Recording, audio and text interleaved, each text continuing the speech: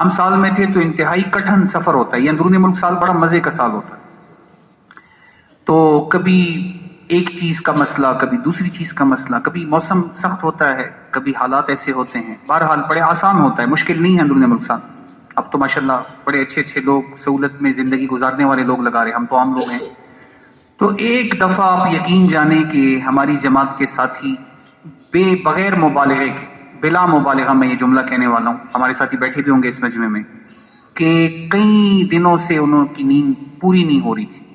کوئی 4 گھنٹے زیادہ سے زیادہ، کوئی 5 گھنٹے زیادہ سے زیادہ، بس یہی نیند کی کیفیت. آپ سوچیں کہ 4-5 گھنٹے نارمل آدمی کے لیے نیند زیادہ چاہیے ہوتی، اور پورے جسم پہ دانے گرمی کی وجہ سے. پنکھا تو تھا نہیں، اس لیے کہ بجلی نہیں ہوتی ایسے علاقوں میں جہاں علاقے میں تشکیل کی سندھ کا علاقہ.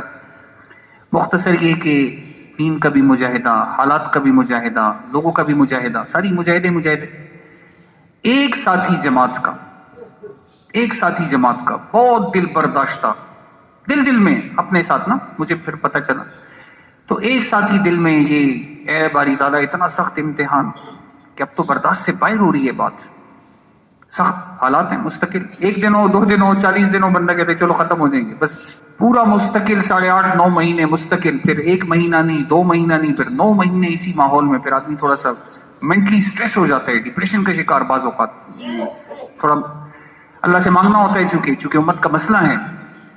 تو ایک ساتھی ہماری جماعت کی خدمت میں حاضر ہو. امیر صاحب سے کہا، امیر صاحب میں کچھ بات کرنا چاہتا ہوں، آپ جماعت کو جمع کریں. ہمارے امیر صاحب بڑے خوبصورت امیر صاحب، نرم آدمی. انہوں نے کہا جی ہمارے ساتھی تو 5-5 6-6 گھنٹے گشت سے آئے ہوتے ہیں اس وقت، اور اس وقت بیچارے دم بخود ہوتے ہیں، بے حال ہوتے ہیں، نڈھال ہوتے ہیں. نیند بھی نہیں ہوتی، پوری رات مچھر ہیں، سانپ ہیں، موقع نہیں مل رہا، اور دوپہر میں بجلی نہیں ہے تو یہ تھوڑا سا سستال ہے قیلولہ کی شکل میں، تو یہ بھی بس ان کی نیند کا حکم پورا ہو جائے گا. میں نے کہا جی میں کچھ ضروری بات کرنا چاہتا ہوں. بہرحال امیر صاحب نے ایک ساتھی کو ہمارے سارے ساتھیوں کے پاس بھیجا کہ جی تھوڑی دیر کے لیے ساتھی تشریف لیں، مہمان آئے ہیں، کچھ بات کرنا چاہتے ہیں ضروری، آپ آ جائیں سارے. ہم سمجھے نصرت والے آتے رہتے ہیں ویسے. ساری جماعت جمع ہو گئی. انہوں نے کہا جی میں یہاں کا باشندہ ہوں، ایک علاقہ بتایا قریب کا، میں کل سکھر مرکز سے آیا، میں بھی نقد سال کے لیے میرا ارادہ ہے، تیار ہوں، لیکن جماعت نہیں بن رہی میرے ساتھ. تو سندھ کا ذرا کام کمزور ہے.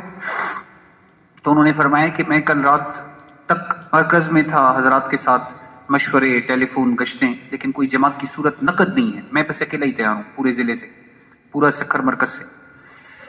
تو نواب شاہ کا اجتماع بھی قریب تھا. انہوں نے کہا جی پھر آخری بس صورت یہ ہوگی کہ پھر اجتماع سے جماعتیں نکلیں گی، پھر اسی سے میں نکلوں گا. پھر ہمیں پتہ نہیں چلا کہ وہ نکلے یا نہیں نکلے، لیکن بہرحال وہ نوجوان بڑا خوبصورت، سر پہ پگڑی باندھی ہوئی. تو انہوں نے کہا جی میں رات جب آیا تو بڑا مایوس، اندر سے ٹوٹا ہوا. بیوی نے کھانا رکھا، میں نے کھانا بھی نہیں کھایا، خفگی میں. آدمی جب طبیعت پہ بوجھ ہو پھر کھانا مانا نہیں یاد رہتا. رات 2 بجے تک بیٹھا رہا کہ باری تعالیٰ جماعت تیار نہیں ہے، میں تیار ہوں، یہ کیا ہوگا؟ دل کے اندر فکر.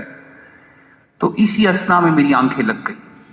دیکھا تو 2 فرشتے ہیں، اور انہوں نے مجھ سے کہا کہ جی آپ 2 دعائیں مانگیں، اللہ جل جلالہ آپ کی دونوں دعاؤں کو قبول کریں گے.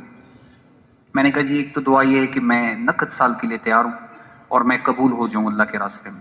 میں نے کہا جی انشاءاللہ اللہ کریم ہے، آپ قبول ہیں اللہ کے راستے میں. دوسری بات، میں کہا جی دوسری یہ دعا ہے کہ حضور صلی اللہ علیہ وسلم کی زیارت ہو جائے. یہ سارا مجمع یہ چاہتا ہے ماشاءاللہ کہ حضور نبی کریم کی. یہ آپ کو میں پکی بات بتا رہا کہ آپ لوگ جب نکلیں گے اللہ کے راستے میں، زیارت نہیں ہوگی، زیارتیں ہوں گی، بار بار ہوں گی. آدمی جب 4 ماہ لگا رہا ہوتے ہیں، نوجوان بیٹھے ہیں ماشاءاللہ، یقین جانے 4 ماہ میں ضرور حضور کی زیارت ہوتی ہے، لیکن اصول کے ساتھ لگانا ضروری ہے. اصول میں سب سے بڑا اصول موبائل نہ لے جائیں، بس پھر مزہ آئے گا. باقی چھوٹے اصول ہوتے ہیں، بہرحال ہدایت نہیں ہے، بیان ہے. تو انہوں نے کہا کہ یہ جب میں نے ان سے یہ گزارش کی کہ حضور صلی اللہ علیہ وسلم کی زیارت مجھے نصیب ہو جائے، کہا جی یہ بھی قبول ہوگی.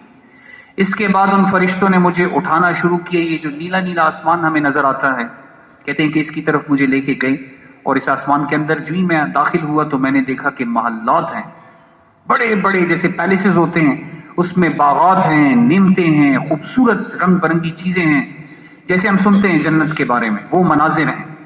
تو میں نے فرشتوں سے پوچھا جی یہ کون ہے، یہ کیا ہے، یہ کس کے لیے بنی؟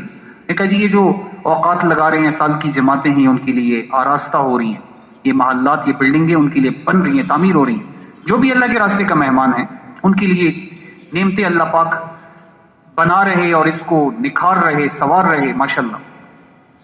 پھر اس کے بعد جب میں نے جلدی سے ہی کہا، میں نے کہا جی میں بھی تیار ہوں. انہوں نے کہا آپ کے لیے بھی بن رہی ہیں. اس نے اپنے بارے میں کہا.